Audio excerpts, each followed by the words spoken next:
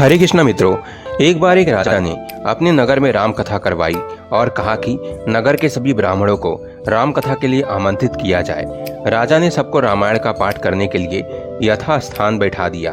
एक ब्राह्मण अंगूठा छाप था, उसको पढ़ना लिखना कुछ आता नहीं था। वो ब्राह्मण सबसे पीछे बैठ गया और सोचा कि जब पास वाला पन्ना पलटेगा तब मैं भी पन्ना पलट दूंगा। काफी देर देखा कि पास बैठा व्यक्ति पन्ना नहीं पलट रहा है। उतने में राजा श्रद्धा पूर्वक सबको नमन करते चक्कर लगाते लगाते उस सज्जन के समीप आने लगे तो उसने एक ही रट लगा दी कि अब राजा पूछेगा तो क्या कहूँगा, अब राजा पूछेगा तो क्या कहूँगा। उस सज्जन की ये बात सुनकर पास में बैठा व्यक्ति भी रट लगाने लग गया कि तेरी गति सो मेरी गति, तेरी गति सो मेरी गति। उतने में तीसरा व्यक्ति बोला, ये पोल कब तक चलेगी, ये पोल कब तक चलेगी। चौथा बोला, जब तक चलता है चलने दे, जब तक चलता है चलने दे। वे चारों अपना सिर नीचे किए इस तरह की रट लगाए बैठे थे। अब राजा पूछेगा तो क्या कहूँगा, तेरी गति सो मेरी गति, ये पोल कब तक चलेगी, जब तक चलता है चलने दे। जब राजा ने उन चारों के स्वर सुने तो राजा ने पूछा कि ये सब क्या गा रहे हैं। ऐसे प्रसंग तो रामायण में हमने पहले कभी नहीं सुने।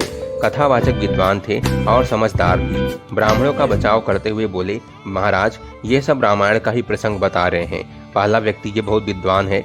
ये बात सुमंत ने अयोध्या कांड में कही है। राम लक्ष्मण सीता जी को वन में छोड़ घर लौटते हैं, तब ये बात सुमंत कहता है कि अब राजा पूछेंगे तो क्या कहूँगा, अब राजा पूछेंगे तो क्या कहूँगा।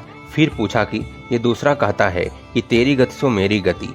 महात्मा बोले, महाराज ये तो इनसे भी ज्यादा विद्वान है। किष्किंधा कांड में जब हनुमान जी राम लक्ष्मण जी को अपने दोनों कंधे पर बिठाकर सुग्रीव के पास गए तब ये बात राम जी ने कही थी कि सुग्रीव तेरी गति सो मेरी गति। तेरी पत्नी को बाली ने रख लिया और मेरी पत्नी का रावण ने हरण कर लिया। राजा ने आदर से फिर पूछा कि व्यास जी ये तीसरा बोल रहा है कि ये पोल कब तक चलेगी। ये बात कभी किसी संत ने नहीं कही। बोले, महाराज ये तो और भी ज्ञानी है।